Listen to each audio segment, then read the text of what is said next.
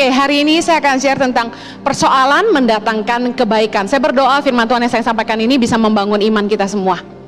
Oke, saya mau tekankan dan ingin ingatkan kepada kita semua bahwa pencobaan itu bukan berasal dari Allah, tapi Tuhan mengizinkan pencobaan itu datang dalam hidup kita. Pencobaan bukan berasal dari Allah, tapi Allah mengizinkan kita dicobai dalam batas kemampuan kita. Saya tunjukkan ayatnya.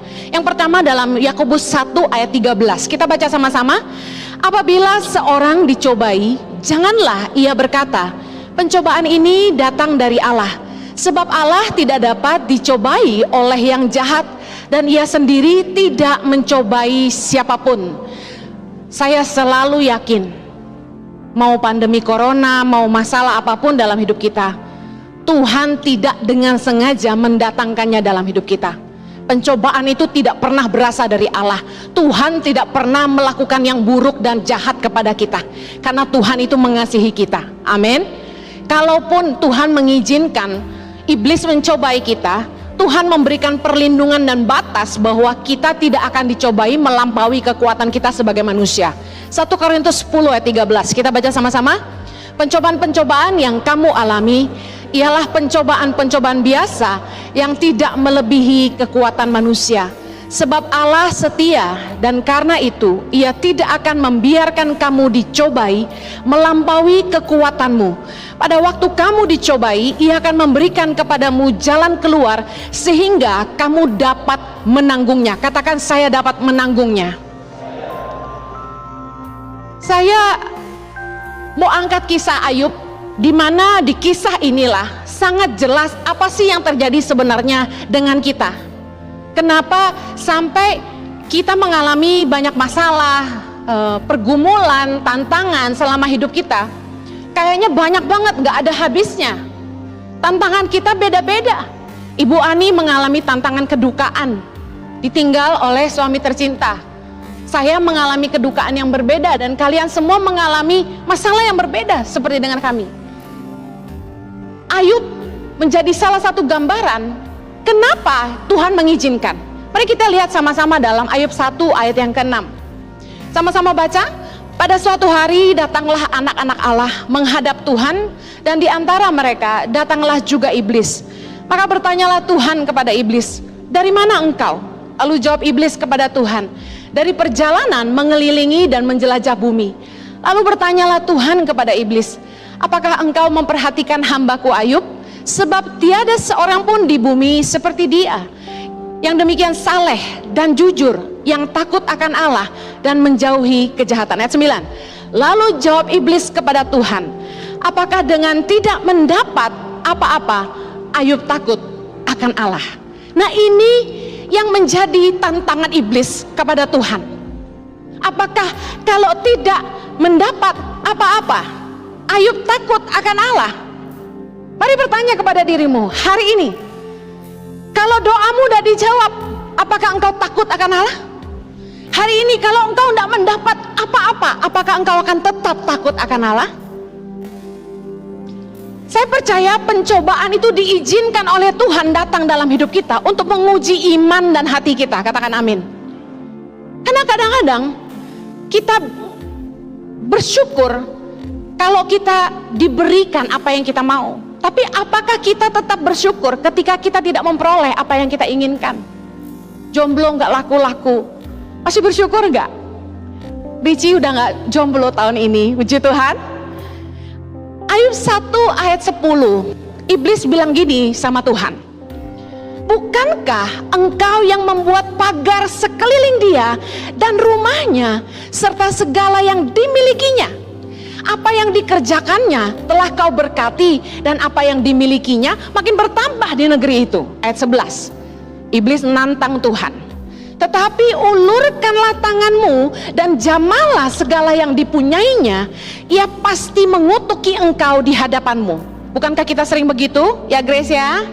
Ayat 12, maka firman Tuhan kepada iblis, nah segala yang dipunyainya, ini Tuhan yang ngomong, ada dalam kuasamu, hanya janganlah engkau mengulurkan tanganmu terhadap dirinya. Yakinlah, Tuhan gak akan pernah membiarkan iblis mencobai kita melebihi batas kemampuan kita. Anak-anak Tuhan akan selalu dilindungi Tuhan, katakan amin.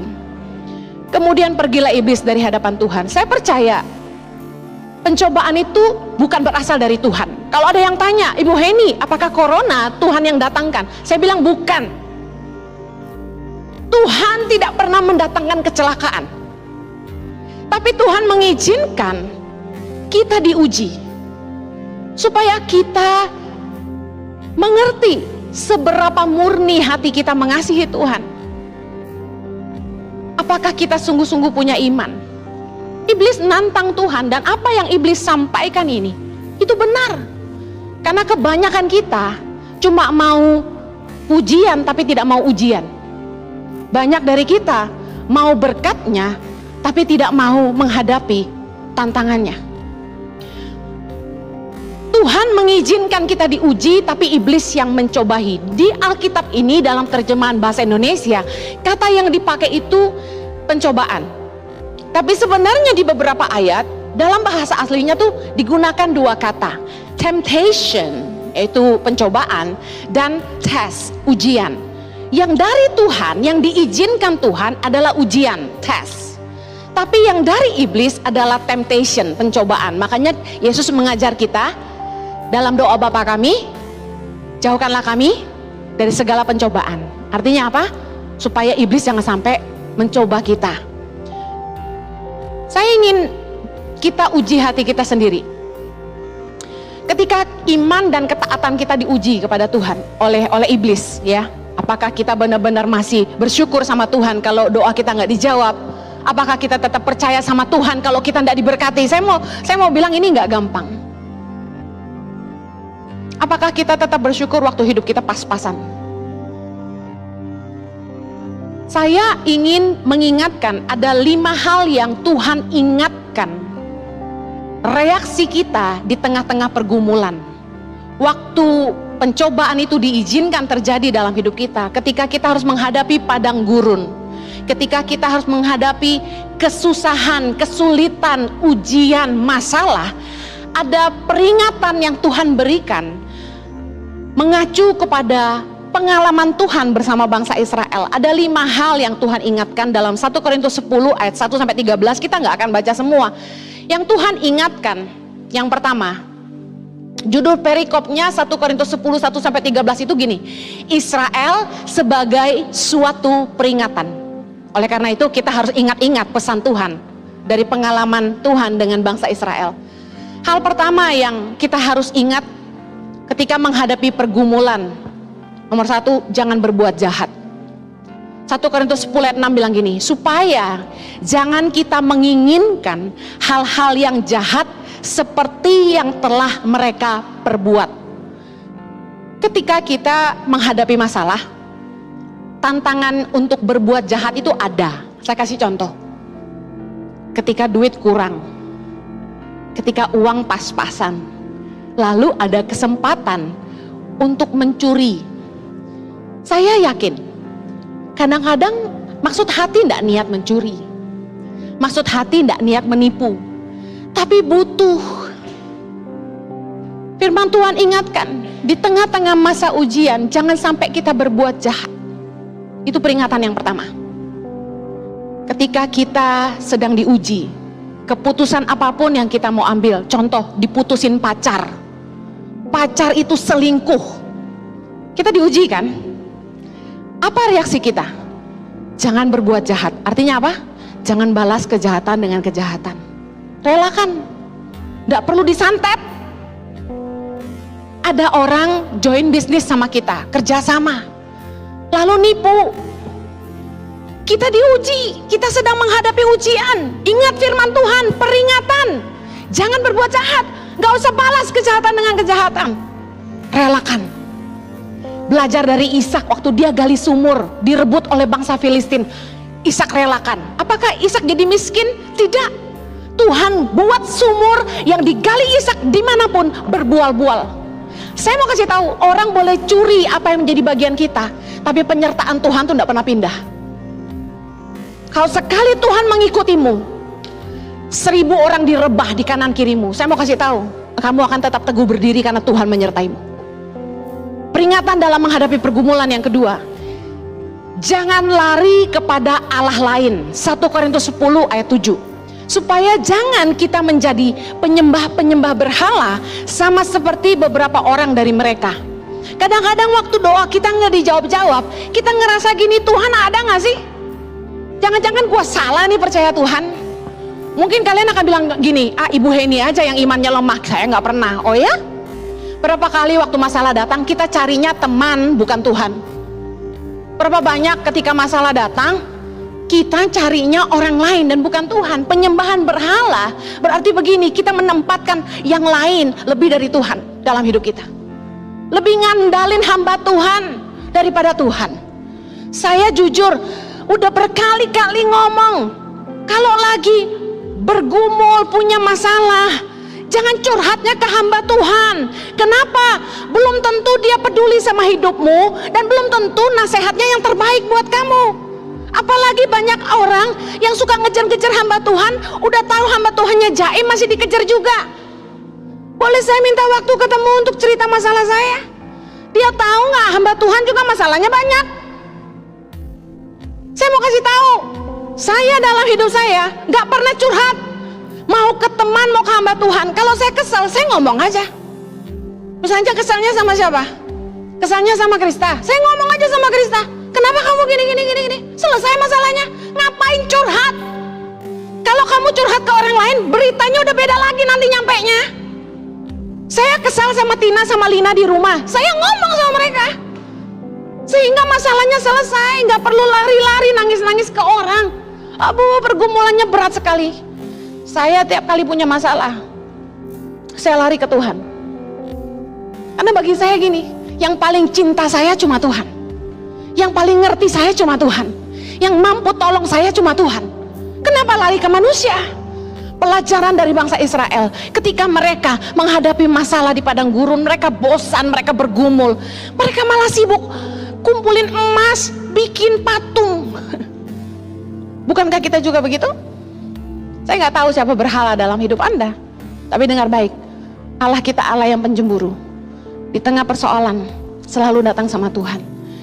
Yang berikutnya, yang ketiga, peringatan dalam menghadapi pergumulan, jangan tidak setia kepada Tuhan, kata firman Tuhan. 1 Korintus 10 ayat 8. Janganlah kita melakukan percabulan seperti yang dilakukan oleh beberapa orang dari mereka.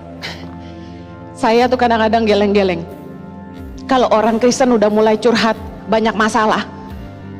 Kemudian saya bilang gini, kerja apapun tidak diberkati, hidupnya penuh dengan misteri, selalu banyak masalah. Saya bilang gini, kamu hidup dalam dosa ya? Selesai. Karena gini, firman Tuhan jelas, tangan Tuhan bukan kurang panjang untuk menolong, telinganya bukan kurang tajam untuk mendengar, tapi yang memisahkan engkau dan Allahmu adalah dosa-dosamu. Ada pasangan pacaran berantem terus, berantemnya parah, mau nikah tapi berantem terus, ternyata ketahuan udah kumpul kebo, gak jaga kekudusan. Kalau orang pacaran udah gebuk-gebukan, pacaran udah kasar, pacaran udah gak ada nilai penghargaan, saya langsung bilang gini, kamu gak jaga kekudusan.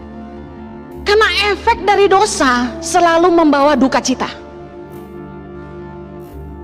Rumah tangga yang awal-awalnya itu penuh dengan pertengkaran, penuh dengan air mata, gak bahagia. Coba cek, waktu pacaran gak jaga kekudusan. Jadi anak-anak muda denger nih, banyak yang jomblo, jangan asik-asik, esek-esek. Saya kasih tahu, bayar harganya nanti kalau nikah. Banyak orang yang tidak jaga kekudusan waktu pacaran, nikahnya tidak menemukan kepuasan, selingkuh tidak bisa habis akhirnya. Kalau kita mau diberkati Tuhan, hiduplah dalam kebenaran, jangan hidup dalam percabulan.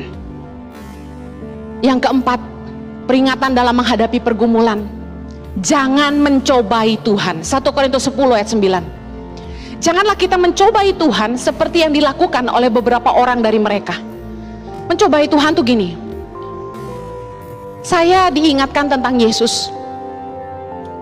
dalam ujian, pencobaan yang dialami Yesus, dengar, kalau kita dicobai itu biasa, karena Yesus pun dicobai.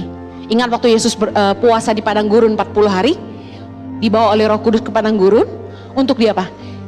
Dicobai oleh iblis, dibawa sama iblis ke 3 tempat. Ingat, salah satu pencobaan yang dilakukan oleh iblis kepada Yesus adalah Yesus dibawa ke atas bubungan bait Allah. Lalu Yesus disuruh terjun ke bawah dengan kata-kata gini, aku mendengar tentang engkau bahwa dia akan mengirimkan malaikatnya untuk menatang kakimu. Ayo terjun, pasti kamu selamat. Iblis tantang gitu. Saya mau kasih tahu gini, Yesus saya yakin punya ilmu terbang. Saya yakin kalaupun Yesus betul-betul terjun dari bubungan bait Allah, Yesus tidak akan celaka. Anda yang percaya angkat tangan sama saya. Kalau Yesus benar-benar terjun dari hubungan bait Allah, apa sih yang sulit buat Yesus, benar gak? Cueh, ambil lu dari tanah, dibulet-bulet, masukin jadi mata. Yesus mau dijorokin dari tebing oleh orang banyak. Apa yang Yesus lakukan? Santai aja dia, jalan di tengah-tengah mereka, menghilang. Di tengah orang banyak Yesus hilang. Apalagi? Bagaimana? Jalan di atas air. Bayangin, Yesus bisa jalan di atas air, masa gak bisa terbang? Aduh, saya tuh berdoa karunia Yesus tuh turun ke saya gitu loh, bisa jalan di atas air. Jadi kan saya gak usah belajar berenang. Kalau kita ke Papua, kita aman. Punya satu jurus Yesus saja jalan di atas air, saya bahagia sekali.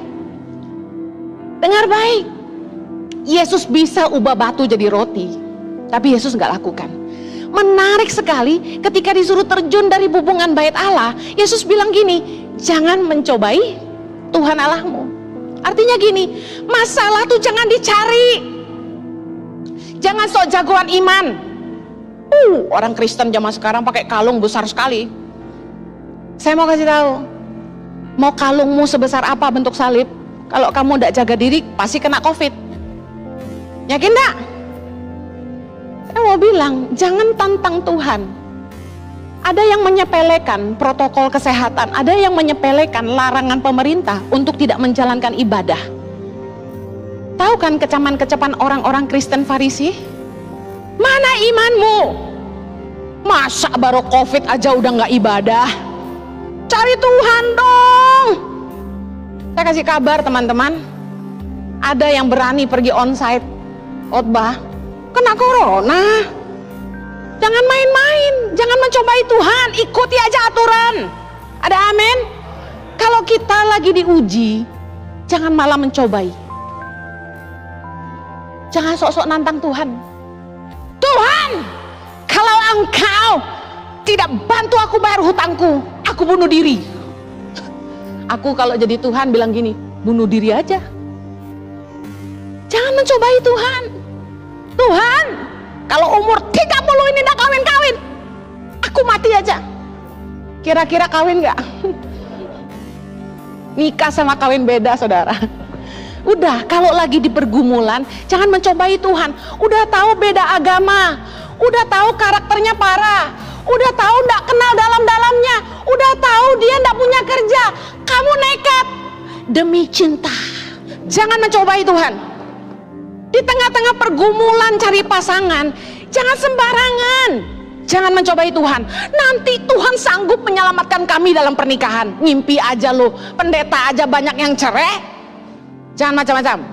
Peringatan dalam menghadapi pergumulan. Poin yang kelima, jangan bersungut-sungut tapi bersyukur.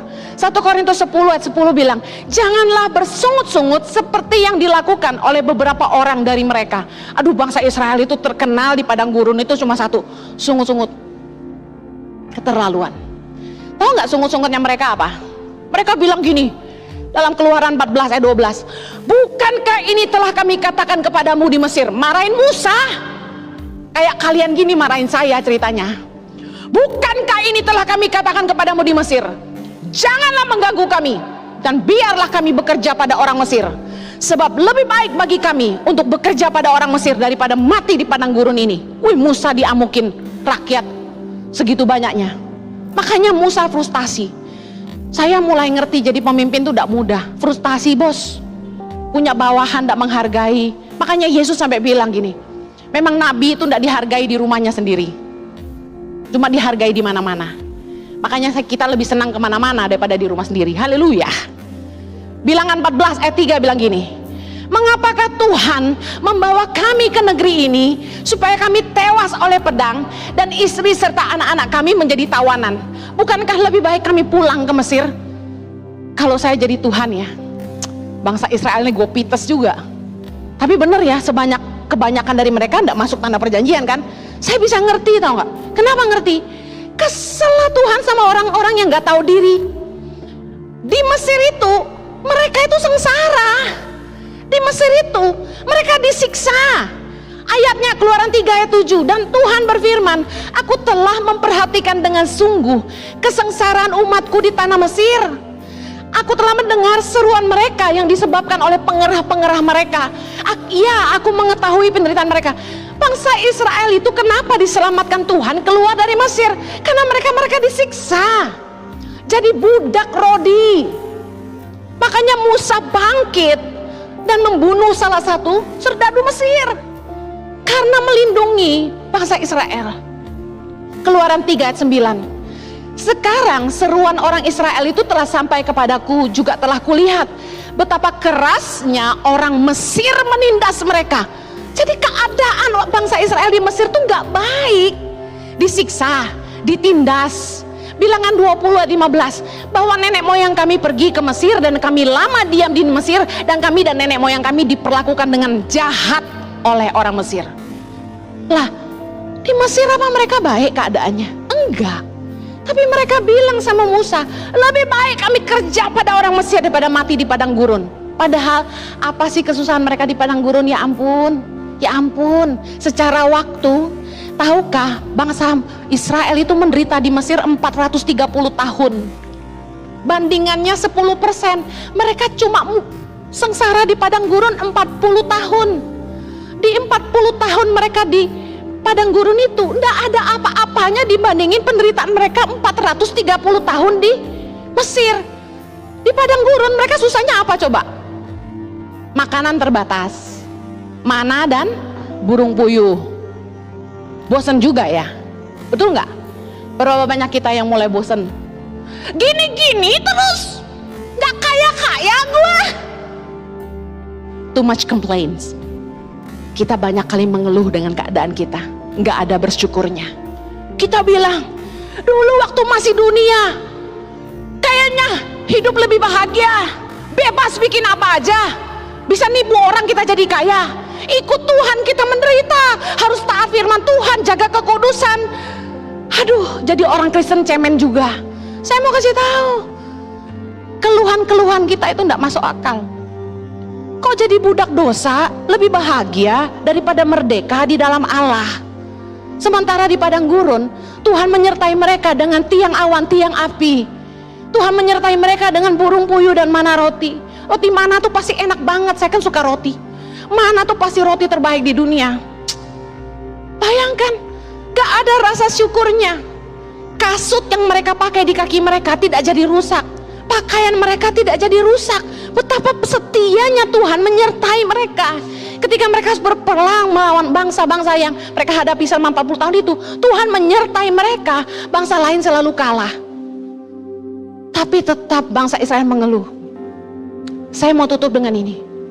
Mengapa sih Tuhan mengizinkan kita mengalami pencobaan? Yang pertama, untuk merendahkan hati kita, supaya kita itu belajar mengandalkan Allah. Kadang-kadang kita tuh terlalu sombong, berpikir kita hebat, berpikir kita jagoan. Ulangan 8 ayat yang kedua dan ketiga, kita baca sama-sama. Ingatlah kepada seluruh perjalanan yang kau lakukan atas kehendak Tuhan Allahmu di padang gurun selama 40 tahun ini, dengan maksud merendahkan hatimu dan mencoba engkau untuk mengetahui apa yang ada dalam hatimu, yakni apakah engkau berpegang pada perintahnya atau tidak. Jadi ia merendahkan hatimu, membiarkan engkau lapar, dan memberi engkau makan mana yang tidak kau kenal dan juga tidak dikenal oleh nenek moyangmu, untuk membuat engkau mengerti bahwa manusia hidup bukan dari roti saja, tapi manusia hidup dari segala yang diucapkan Tuhan. Padang gurun mengajar bangsa Israel. Masalah mengajar kita supaya kita belajar rendah hati dan mengandalkan Tuhan. Saya percaya masa COVID-19 ini, masa pandemi ini telah mengajar kita satu hal. Kita pikir kita akan kekurangan, kita pikir kita akan susah, tapi bukankah Tuhan setia? Saya sudah cerita ini di beberapa khotbah saya. Dulu dengan sok gagah perkasa, saya terima jadwal undangan khotbah kemana-mana sampai gak ada berhentinya, sampai kelelahan sendiri, sampai sakit sendiri, masuk rumah sakit karena pinggang, kena karena ngangkat koper terlalu berat. Saya dibilang sama suami saya, kalau kamu tidak terima pelayanan, nanti yayasan kekurangan dana. Jadi kamu harus bantu saya jualan merchandise kemana-mana. Sok pahlawan kami berdua. Pahlawan kesiangan, khotbah terus. Pagi siang malam. Pagi-pagi saya udah cantik, udah dandan. Staf doa saya lagi make up. Masih ingat teman-teman? Pergi khotbah.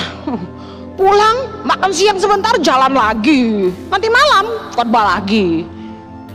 Sok jagoan, badan rontok, jiwa kering, hubungan rusak, sama anak gak ketemu, sama staf gak diurus. Hancur berantakan sebenarnya semuanya. Tapi sok jadi heroik. Nanti uang yayasan gak cukup, pergi. Dengan satu motivasi, yang salah. Kita pikir kita bisa nolong Tuhan. Padang gurun mengajar kami, ketika pandemi datang, pelayanan terhenti, tidak bisa jualan lagi. Apakah kita susah? Tuhan membuktikan Dia setia. Pandemi ini mengajar saya khususnya, hidup mengandalkan Allah. Rendah hatilah Heni, yayasan ini ada bukan karena kamu. Uang yayasan itu ada bukan karena kamu. Tuhan tuh seolah mau ngajarin saya, aku ndak butuh kerja kerasmu. Tuhan cuma mau saya. He only wants me. Sebagai nabi yang Tuhan tunjuk buat pelayanan ini, sudah seharusnya saya lebih banyak mendengar Tuhan daripada khotbah di jalanan. Saya akhirnya mengerti kehendak Tuhan justru di masa sulit ini. Padang gurun mengajarkan kita untuk rendah hati, bukan karena kita hebat, bukan karena kita bisa kita ada hari ini, tapi semua karena Tuhan. Dan karena pandemi gak ada jalan lain selain hidup mengandalkan Tuhan. Tapi bukankah hari ini kita baik-baik saja? Bukankah Tuhan kita luar biasa? Katakan haleluya. Saya mau bilang gini, apa sih masalah kalian? Apa sih pergumulan kalian? Apa sih kesusahan kalian? Mungkin masalah kalian beda dengan saya. Tapi firman Tuhan ini, Tuhan ingatkan untuk saya sampaikan. Lukas 18 ayat 7-8. Baca sama-sama. Tidakkah Allah akan membenarkan orang-orang pilihannya yang siang malam berseru kepadanya? Dan adakah ia mengulur-ngulur waktu sebelum menolong mereka? Aku berkata kepadamu, ia akan segera membenarkan mereka. Akan tetapi jika anak manusia itu datang, apakah ia mendapati iman di bumi? Dengar baik, pencobaan itu cuma ujian kepada iman kita. Teruslah berharap sama Tuhan, jangan tidak setia. Yang kedua, mengapa Tuhan mengizinkan kita mengalami pencobaan? Untuk menguji ketaatan kita dan mengajar kita untuk hidup takut akan Allah. Ulangan 8 ayat yang kedua, bersama-sama baca.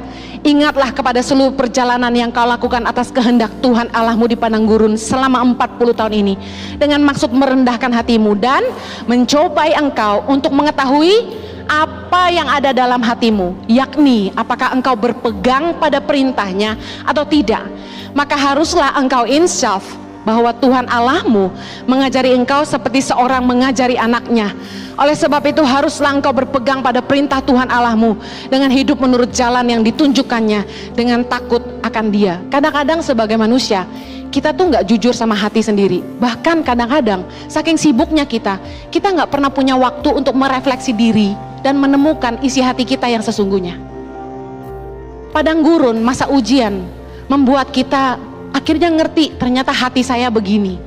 dan menguji ketaatan kita. Apakah kita sebenarnya hidup takut akan Tuhan? Dalam kesulitan apapun, jangan sampai ngambil keputusan yang tidak takut akan Tuhan. Pastikan kita tetap hidup di dalam kebenaran. Pergumulan, masalah dipakai Tuhan untuk membersihkan kita dari cara-cara hidup kita yang lama.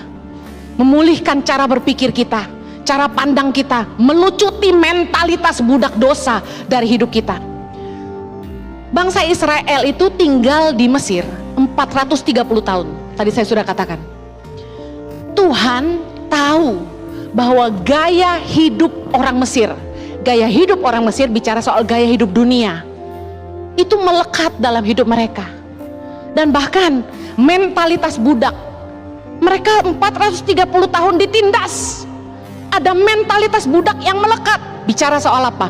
Mentalitas budak dosa melekat dalam hidup kita ketika kita hidup di dunia. Tuhan mengizinkan padang gurun datang dalam hidup kita. Pencobaan, masalah datang, ujian datang. Supaya apa?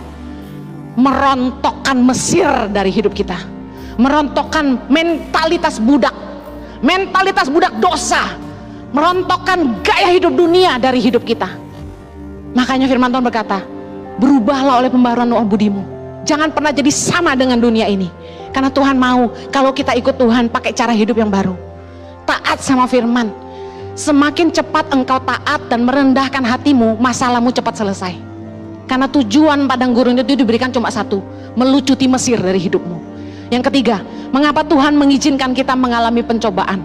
Untuk mengajar kita supaya tidak tinggi hati dan melupakan Tuhan. Ulangan 8 ayat 11 bersama-sama. Hati-hatilah supaya jangan engkau melupakan Tuhan Allahmu dengan tidak berpegang pada perintah, peraturan dan ketetapannya yang kusampaikan kepadamu pada hari ini, dan supaya apabila engkau sudah makan dan kenyang, mendirikan rumah-rumah yang baik serta mendiaminya, dan apabila lembu sapimu dan kambing dombamu bertambah banyak, dan emas serta perakmu bertambah banyak, dan segala yang ada padamu bertambah banyak. 14, jangan engkau tinggi hati sehingga engkau melupakan Tuhan Allahmu yang membawa engkau keluar dari tanah Mesir, dari rumah perbudakan. Kecenderungan manusia itu selalu melupakan Tuhan di masa kelimpahan. Entah kenapa. Ayo jujur yuk, saya pun ngalami. Kayaknya ketika semua baik-baik aja dan tidak ada masalah, rasa nyaman itu membuat kita jauh dari hadirat Tuhan. Sifat manusia naturalnya itu gini, kalau susah baru ingat sahabat. Ada kan teman-teman yang gitu kan, kalau susah baru cari kita. Lupa sama teman di masa susah. Kalau udah kaya, goodbye my friend. Saya masih punya beberapa teman yang ketika susah carinya kita. Udah kaya, haleluya. Kebaikan dilupakan, tapi kesalahan diingatkan. Kebanyakan manusia tuh gini, ribuan kebaikan sirna oleh satu kesalahan. Betul nggak? Saya pernah punya sahabat, akrab luar biasa, baik. Satu kali saja tegur dia, langsung hilang selamanya. 1000 kebaikan itu sirna dengan satu kesalahan. Itu sifat manusia. Sudah hebat, lupa mendarat. Kebanyakan orang kalau udah kaya, sombong, tengil, belagu, sok tahu. Makanya ada istilahnya OKKB, orang kaya baru. Jangan pernah tinggi hati. Ingat-ingatlah hari ini. Di saat kamu sedang melewati padang gurun, ketika kamu belum duduk di tempat yang bisa dikatakan nyaman dan semua serba berkelimpahan. Ingat-ingatlah hari ini. Supaya suatu hari nanti ketika engkau diberkati dengan keuangan dan kelimpahan, engkau nggak lupa sama Tuhan yang telah mengantarmu dengan setia dari tempat di mana engkau berada. Saya yakin hari ini dan apa yang ada di masa depan tidak akan pernah terpikirkan betapa luar biasanya Tuhan sanggup membawa kita ke tempat yang kita sendiri tidak pernah pikirkan. Amin. Yang terakhir, mengapa Tuhan mengizinkan kita mengalami pencobaan? Supaya kita mengalami kebaikan Tuhan. Ulangan 8 ayat 15, dan yang memimpin engkau melalui padang gurun yang besar dan dahsyat itu, dengan ular-ular yang ganas serta kalajengkingnya, dan tanahnya yang gersang, yang tidak ada air. Ia membuat air keluar bagimu dari gunung batu yang keras, dan yang di padang gurun memberi engkau makan mana yang tidak dikenal oleh nenek moyangmu, supaya direndahkannya hatimu dan dicobainya engkau hanya untuk berbuat baik kepadamu akhirnya. Saya mau katakan gini, masa-masa susah itu masa-masa yang penuh kebahagiaan sebenarnya. Kenapa? Saya gambarkan dalam hubungan manusia aja. Waktu saya sama Jojo baru merintis hidup, sama-sama mulai dari nol. Nah, pacaran dan bangun keluarga dengan orang yang sama-sama mulai dari nol tuh asik. Kalau zaman sekarang carinya yang udah kaya, ya kan? Nah, kalau yang mulai merintis dari nol itu asik. Kenapa? Ada momen-momen bahagia yang kita bisa temukan dan tidak terlupakan. Contoh, dulu kami uangnya nggak seberapa. Kami cuma bisa beli nasi goreng kambing di kebun siri itu 1 bungkus berdua. Tapi indah dan nikmatnya luar biasa, tak terlupa. Sampai hari ini saya masih ingat rasanya. Betapa luar biasanya 1 bungkus nasi goreng kambing itu kami suap-suapan berdua. Waktu masih baru merintis keluarga, anak belum ada, gaji maaf tidak seberapa. Kami itu dari muda memang orang yang sudah terpanggil pelayanan, jadi uang tuh tidak jadi ukuran. Saya percaya kalian juga sama. Uang tidak seberapa, jadi ngirit luar biasa. Dari umur 25 sebelum nikah, kami tuh sudah nyicil rumah sama-sama. Jadi uangnya kami gabung, kami cicil rumah, sisanya bisa kebayang dong tinggal berapa gitu kan. Nah, di saat uang tidak seberapa itu, kami ngirit banget, makan apa adanya. Saya kemampuan masak terbatas. Akibatnya ya Pak Jojo sedikit menderita. Tapi luar biasanya, dengan penuh cinta, dia tidak pernah marah, tidak pernah berkeluh kesah, makan apa adanya. Momen-momen itu indah, luar biasa. Tapi ketika uang sudah mulai ada, kenikmatan sudah mulai meningkat, kepedasan bisa marah. Jadi saya mau ingatkan gini, di masa-masa susah, temukan kenikmatan-kenikmatan yang kamu tidak akan pernah lupa. Masa kesusahan adalah pengalaman dengan Tuhan yang tidak akan pernah terlupakan. Bagaimana Tuhan menolong saya melewati hari demi hari. Bisa bayar uang sekolah, tiba-tiba ada orang yang kasih uang gak tahu dari mana. Ngalami pertolongan Tuhan, gak pernah gak punya kerja, sementara orang bergumul cari kerja, saya gak pernah gak punya kerja. Dapat favor dari Tuhan, gak punya uang buat liburan, bisa diundang pergi ke Amerika, pergi ke Israel, diundang. Jadi semua dibayarin. Dan ketika bisa duduk di pesawat yang mewah, kita kayak orang kampung, lihat kanan kiri dan menikmati segala yang ada. Saya mau kasih tahu, nikmati kemurahan Tuhan di masa-masa ini. Ketika kamu susah dan kamu mengalami kebaikan Tuhan, jangan berhenti mengecap dan berkata, terima kasih Tuhan. Kecaplah dan lihatnya betapa baiknya Tuhan itu. Amin. Saya tutup. Saya mau bilang gini, makan paling nikmat itu justru saat kita kelaparan. Setuju dengan saya? Waktu lagi lapar banget, makan tuh jauh lebih nikmat. Sama, pengalaman dengan Tuhan di masa kesusahan tidak pernah terlupakan. Masa-masa kesesakan justru membuat kita menemukan pertolongan Tuhan. Kemustahilan membuat kita melihat mujizat Tuhan. Jangan takut sama masalah, jangan takut sama cobaan, jangan takut sama tantangan. Justru kita akan melihat tangan Tuhan bekerja dan menolong kita. Nikmatilah kuasanya bekerja dan mujizatnya nyata. Amin. Percayalah bahwa Tuhan itu gak akan pernah meninggalkan kita. Seperti Bapa yang sayang sama anaknya, Tuhan selalu mau yang terbaik buat kita. Sesulit apapun pergumulan yang kita lewati, kita cuma perlu berpegang kepada satu hal, bahwa Tuhan sayang kita. Kalau kamu ragu sama umurmu, Tuhan udah umur segini, kok gak ketemu jodoh juga, jadi guru pedalaman di tangan pengharapan, punya pacar pun LDR Tuhan, tapi tidak sedikit yang cinlok juga, haleluya, amin. Tapi saya mau bilang gini, kalau kamu sungguh-sungguh hidup mengandalkan Tuhan, kamu sungguh-sungguh mengasihi Tuhan. Bilang sama dirimu, Tuhan lebih peduli hidupku. Masakan dia ciptakan aku secantik ini buat jadi jomblo? Tapi kalau kamu percaya kepada kasih Tuhan, saya mau kasih tahu, jomblo pun untuk kebaikan. Saking percayanya sama Tuhan gitu loh. Mau jomblo, mau nikah, apapun keputusan Tuhan, itu yang terbaik buat kita. Percaya nggak sama kasih Tuhan?